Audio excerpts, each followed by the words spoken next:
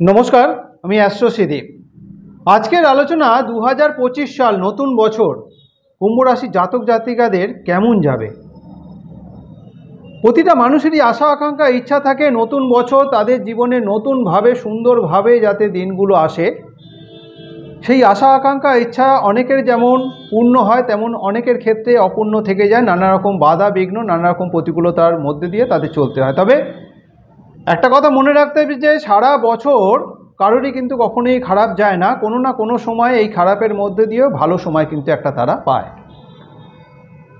মূল আলোচনায় যাওয়ার আগে একটা বিষয় আমাদের জেনে নেওয়ার প্রয়োজন আছে। এই যে রাশিগত ফলাফল, এই 2025 সালে কিন্তু একটা বিশেষ বছর, যে বছরটাতে এই 9টা গ্রহের মধ্যে 4টে এমন বড় গ্রহ রয়েছে যারা দীর্ঘদিন এক একটা রাশিতে অবস্থিত থাকে। সেই 4টি গ্রহেরই কিন্তু এই 2025 সালে গোচর হতে চলেছে, অর্থাৎ তারা রাশি পরিবর্তন করতে চলেছে। প্রথমত শনিদেব মার্চ মাসের একদম শেষে তার রাশি পরিবর্তন করে কুম্ভ রাশি থেকে মীন রাশিতে অবস্থিত থাকবে। বৃহস্পতি বৃষ রাশিতে অবস্থিত রয়েছে, বৃষ রাশির থেকে মিথুন রাশিতে অবস্থিত হবে মে মাসের মাঝামাঝি সময়। রাহু কেতু যেহেতু একই সময়ে তাদের গোচর হয়, তাই রাহু বর্তমান সময়ে মীন রাশিতে অবস্থিত রয়েছে। মে মাসের তৃতীয় সপ্তাহ থেকে কুম্ভ রাশিতে অবস্থিত থাকবে। কেতুও কন্যা রাশিতে অবস্থিত রয়েছে, কন্যা রাশির থেকে এই মে মাসের তৃতীয় সপ্তাহ থেকে সিংহ রাশিতে অবস্থিত থাকবে। তাহলে এই যে 4টি গ্রহ, এই 4টি গ্রহের অবস্থান, 4টি গ্রহে বিভিন্নভাবে দৃষ্টির পরিপ্রেক্ষিতেই এই কুম্ভ রাশির জাতক জাতিকাদের 2025 সাল কেমন যাবে সেটা নিয়েই আলোচনায় আসবো। কুম্ভ রাশির ক্ষেত্রে শনিদেবের গোচর দ্বিতীয়ভাবে অর্থাৎ ধনভাবে হওয়ায় এই ধনভাব থেকে শনিদেব তার দৃষ্টি দেবেন চতুর্থভাবে, অষ্টমভাবে এবং একাদশভাবে। তো দ্বিতীয়ভাবে দৃষ্টি অবস্থিত হওয়ায় এই সময় কিন্তু উপার্জনের দিকে বিশেষভাবে এই কুম্ভ রাশির জাতক জাতিকাদের একটা নজর থাকবে। অর্থাৎ উপার্জন করার জন্য একটা নজর যেমন থাকবে, তেমনই উপার্জনের জন্য যথেষ্ট পরিশ্রমও করবে। উপার্জনের দিকে যেমন নজর থাকবে, তেমনই পরিবারকে ভালো রাখার জন্য কিন্তু একটা চেষ্টা সর্বদা এদের মধ্যে থাকবে। আয় উপার্জন ভালো হলেও সঞ্চয়ের দিকে বিশেষভাবে নজর রাখতে হবে শনিদেবের অবস্থানের কারণে। অর্থাৎ কুম্ভ রাশি জাতক জাতিকাদের যথেষ্ট পরিমাণে আয় উপার্জন হলেও সঞ্চয়ের দিকে বিশেষভাবে নজর রাখতে হবে। পরিবারকে ভালো রাখার জন্য যেমন ব্যয়ের একটা প্রবণতা থাকবে, তেমনই কোনো না কোনো কারণবশত নিজের অথবা পরিবারের অন্যান্য সকল সদস্যদের শারীরিক অসুস্থতার কারণে অর্থাৎ চিকিৎসা সংক্রান্ত কারণে একটা ব্যয় বৃদ্ধি দেখা দেবে এই সময়। সুতরাং এই সময় স্বাস্থ্য বিষয়ে বিশেষভাবে সচেতন থাকতে হচ্ছে কুম্ভ রাশির জাতক জাতিকাদের। তাছাড়াও কথাবার্তায় বিশেষভাবে সংযত থাকতে হবে। কথাবার্তার কারণেও কিন্তু এই সময় অনেক সম্পর্ক নষ্ট হওয়ার সম্ভাবনা থাকবে, সেদিকে বিশেষভাবে নজর রেখে চলতে হবে। কথাবার্তায় কর্মক্ষেত্রে সকলের সাথে যাতে সুসম্পর্ক থাকে, কথাবার্তার মাধ্যম দিয়ে সকলের সাথে যাতে সম্পর্ক বজায় রাখা যায় ভালোভাবে, সেটাও নজর রেখে চলতে হবে। তেমনি কর্মক্ষেত্রে নিজের সিদ্ধান্তকে প্রাধান্য দেওয়ার তুলনায় যদি কর্তৃপক্ষ কিংবা ঊর্ধ্বতন কর্তৃপক্ষ যারা রয়েছে, বস যারাই থাকুক না কেন, তাদের কথা মতো যদি চলা যায় তাহলে কিন্তু কর্মক্ষেত্রের জন্য শুভ বার্তা নিয়ে আসবে, নতুবা নানা রকম সমস্যা দেখা দিতে পারে। সুতরাং কর্মক্ষেত্রে নিজের সিদ্ধান্তকে প্রাধান্য দেওয়ার থেকে একটু দূরে থাকতে হবে, বিশেষত এই 2025 সাল কুম্ভ রাশির জাতক জাতিকাদের যারা কর্মজীবী অর্থাৎ চাকরিজীবী যারা। এই সময় যে সমস্ত জাতক জাতিকারা ব্যবসা বাণিজ্যের সাথে যুক্ত রয়েছেন, কুম্ভ রাশির জাতক জাতিকারা যারা মেটাল ব্যবসার সাথে যুক্ত রয়েছেন, কোনো রকম মজুতদারি ব্যবসার সাথে যুক্ত রয়েছেন, লেবার ওরিয়েন্টেড ব্যবসার সাথে যুক্ত রয়েছেন, মাইন্স জাতীয় দ্রব্যের ব্যবসা কিংবা ট্রান্সপোর্ট ব্যবসার সাথে যুক্ত রয়েছেন, তাদের জন্য বিশেষ শুভ বছর হতে চলেছে। বৃহস্পতির গোচর পঞ্চমভাবে হওয়ায়, রাশির অবস্থানের পরিপ্রেক্ষিতে পঞ্চমভাবে হওয়ায় এবং এই পঞ্চম ভাব থেকে বৃহস্পতি তার দৃষ্টি নবম ভাব, একাদশ ভাব এবং রাশিতে দেওয়ার ফলে এই সময় কুম্ভ রাশির জাতক জাতিকাদের জন্য বৃহস্পতির গোচর বিশেষ শুভবার্তা বয়ে নিয়ে আসবে। সন্তানের জন্য যেমন ভালো ভালো সংবাদ এই সময় আশা করা যায়, অর্থাৎ সন্তানের লেখাপড়া হতে পারে, সন্তানের কর্মজীবনকে কেন্দ্র করে হতে পারে, অর্থাৎ সন্তানকে রিলেট করে এই সময় কিন্তু বেশ ভালো সংবাদ আশা করা যেতে পারে। সন্তানের বিদ্যা শিক্ষার জন্য কিন্তু এই সময়টা বিশেষ শুভ। দাম্পত্য জীবনযাপনের সাথে যারা যুক্ত রয়েছেন এই সময় অনেকে সন্তান জন্মগ্রহণ করবে, অর্থাৎ সন্তান বিষয়কে কেন্দ্র করে এই সময়টা কিন্তু বিশেষ শুভ। তাছাড়াও এই সময় বাসস্থান ক্রয়ের যদি কোনো রকম পরিকল্পনা থাকে, বাসস্থানের রেনোভেশনের কোনো পরিকল্পনা থাকে, সেটার জন্য শুভ, অর্থাৎ বাসস্থান ক্রয় হতে পারে, বাসস্থান রেনোভেশনের পরিকল্পনা সেটাও বাস্তবায়িত হতে পারে, গাড়ি কেনার কোনো রকম ইচ্ছা থাকলে সেটাও কিন্তু এই সময় বাস্তবায়িত হবে। সুতরাং সম্পত্তিগত বিষয়ে কিন্তু বৃহস্পতির গোচর বিশেষ শুভ কুম্ভ রাশির জাতক জাতিকাদের। এই বছরটা কুম্ভ রাশির নিজের উন্নতির জন্য, যেহেতু পঞ্চমভাবে অবস্থিত হয়ে দেবগুরু বৃহস্পতি নবমভাবে অর্থাৎ ভাগ্যভাবে দৃষ্টি দেওয়ার কারণে এই সময় কিন্তু নিজের ভাগ্য উন্নতির জন্য বিশেষ শুভ সময়, শুভ বছর হিসেবে কিন্তু কুম্ভ রাশির জাতক জাতিকাদের জন্য আসতে চলেছে। সুতরাং বৃহস্পতির পঞ্চমভাবে অবস্থান, পঞ্চমভাবে গোচর বিশেষ শুভবার্তা থাকছে। শনি এবং বৃহস্পতির দৃষ্টি একাদশভাবে অর্থাৎ আয়ভাবে থাকার কারণে এই সময় কুম্ভ রাশির জাতক জাতিকাদের যথেষ্ট পরিমাণে আয় উপার্জন হবে।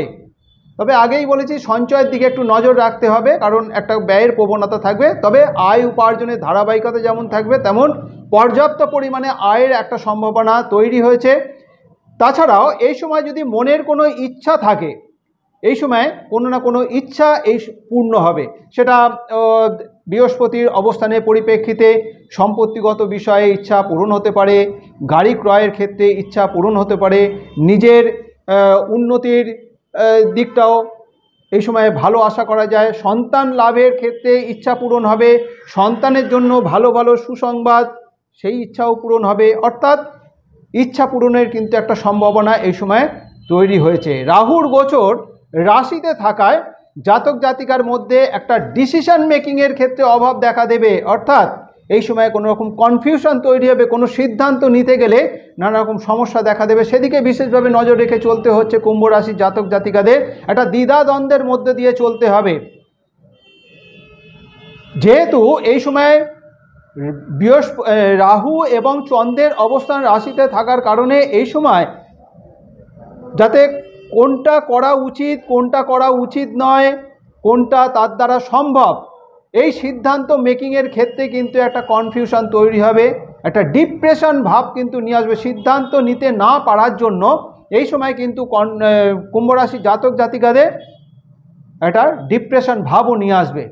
যদি অন্তর্দশা দশা অন্তর্দশা ব্যক্তিগত জন্মরাশি চক্রের ক্ষেত্রে এই সময় যদি কুম্ভ রাশি জাতক জাতিকাদের দশা অন্তর্দশা যদি শুভত্বের দিকে ইঙ্গিত দেয়, তাহলে কিন্তু শুভ ফল লাভের সম্ভাবনা থাকবে। নতুন নতুন বিষয় সম্পর্কে এই সময় যুক্ত হওয়ার সম্ভাবনা থাকছে। একটা ভালো বছর হিসেবে এই সময় আসার যোগ তৈরি করেছে কুম্ভ রাশির জন্য। সুতরাং বিশেষভাবে নজর রেখে সিদ্ধান্তগুলোকে সঠিকভাবে যাতে নিয়ে চলা যায় সেদিকে বিশেষভাবে নজর রেখে চলতে হচ্ছে। যেহেতু বৃহস্পতির দৃষ্টি রাশির ওপর এবং রাহুর ওপর থাকার কারণে এই সময় একটা শুভ বার্তায় বয়ে নিয়ে আসবে, যাতে করে কোনো রকমভাবে ডিসিশন মেকিংয়ের অভাব না হয়, ডিপ্রেশন ভাব যাতে না আসে, বিশেষ নজর রেখে চলতে হচ্ছে। তবে এই সময় যদি দশা অন্তর্দশা অশুভ ভাব থাকে, সেক্ষেত্রে কিন্তু ডিসিশনের ক্ষেত্রে একটা সমস্যা দেখা দেওয়ার যেমন সমূহ সম্ভাবনা থাকছে, তার সাথে সাথে ডিপ্রেশন ভাবও কিন্তু অনেকাংশে দেখা দেবে।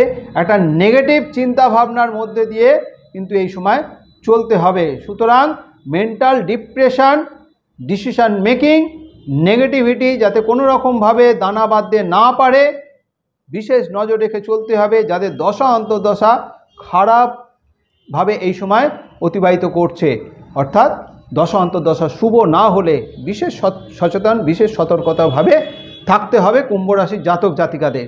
বৃহস্পতির দৃষ্টি নবমভাবে এবং রাশিতে থাকার কারণে এই সময় ডিসিশন মেকিংয়ে কোনো সমস্যা তৈরি হলে পিতা মানে বাবা যদি থাকেন, তাহলে বাবার কোনো রকম সিদ্ধান্ত নিয়ে, বাবার মতামত নিয়ে চলা যেমন বাঞ্ছনীয় হবে, নিজের ডিসিশান নিতে পারছেন না।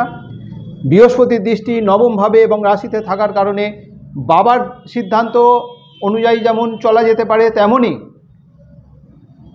অন্য কোনো গুরুজন ব্যক্তি সিদ্ধান্ত নিয়েও কিন্তু চললে এই সময় বিশেষ লাভবান হওয়ার সম্ভাবনা থাকছে কুম্ভ রাশির জাতক জাতিকাদের। সুতরাং নিজে যদি কোনো রকম সিদ্ধান্ত নিতে না পারা যায়, নিজের সিদ্ধান্ত মেকিংয়ের ক্ষেত্রে কোনো রকম যদি অভাব থেকে যায়, একটা কনফিউশন থাকে, তাহলে কিন্তু পিতা অথবা গুরুজন স্থানীয় কোনো ব্যক্তির মাধ্যম দিয়ে তাদের সিদ্ধান্ত অনুযায়ী, তাদের মতামত অনুযায়ী যদি চলা যায়, তাহলে কিন্তু শুভ ফলের বার্তায় কিন্তু বয়ে আসতে চলেছে কুম্ভ রাশির জাতক জাতিকাদের।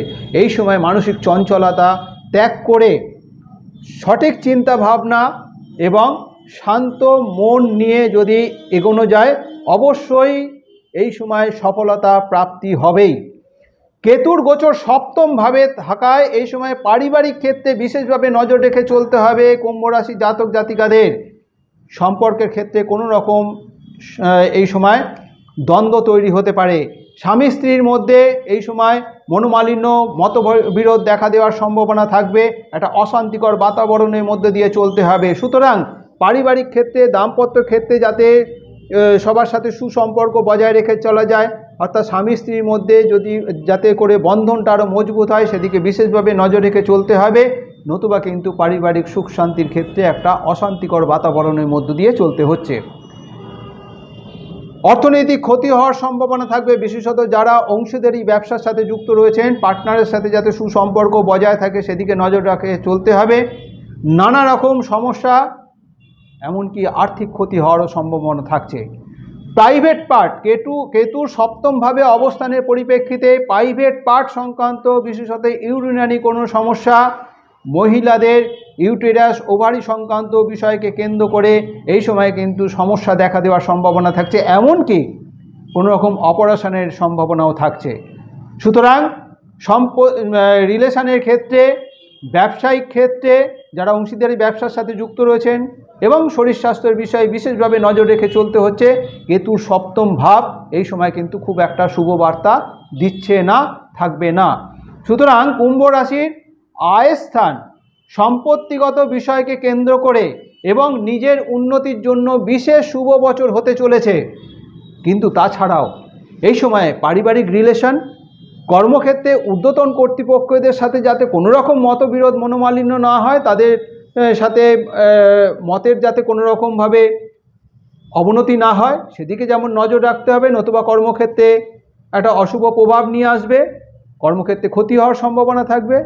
তেমনি এই সময় স্বাস্থ্য সংক্রান্ত বিষয়কে কেন্দ্র করে বিশেষ নজর রেখে চলতে হচ্ছে। স্বাস্থ্য, পারিবারিক রিলেশন এবং কর্মক্ষেত্রে বিশেষভাবে নজর রেখে চললে বাকি সময়টা, বাকি দিকগুলো বিশেষ শুভ বার্তায় বয়ে নিয়ে আসবে। ওভারঅল কিন্তু কুম্ভ রাশির জাতক জাতিকাদের উন্নতির দিকটা বিশেষভাবে কিন্তু পরিলক্ষিত হচ্ছে। তাহলে 2025 সাল কুম্ভ রাশির জাতক জাতিকাদের কেমন যাবে, এটাই আমার আলোচনা, এটাই আমার বিশ্লেষণ। এই রাশিগত ফলাফল যদি আপনার কাছে গ্রহণযোগ্য মনে হয়, যদি ভালো লেগে থাকে, অবশ্যই লাইক এবং শেয়ার আশা করব। যারা এখনও পর্যন্ত আমার এই চ্যানেলটিকে সাবস্ক্রাইব করেননি, আমার পরবর্তী ভিডিও, পরবর্তী আলোচনাগুলোর লিঙ্ক পেতে অবশ্যই চ্যানেলটিকে সাবস্ক্রাইব করে নেবেন। নতুন বছরের আন্তরিক শুভেচ্ছা এবং সকলের শারীরিক সুস্থতা কাম্য করে আজ এই পর্যন্তই। ভালো থাকবেন, সুস্থ থাকবেন, ধন্যবাদ।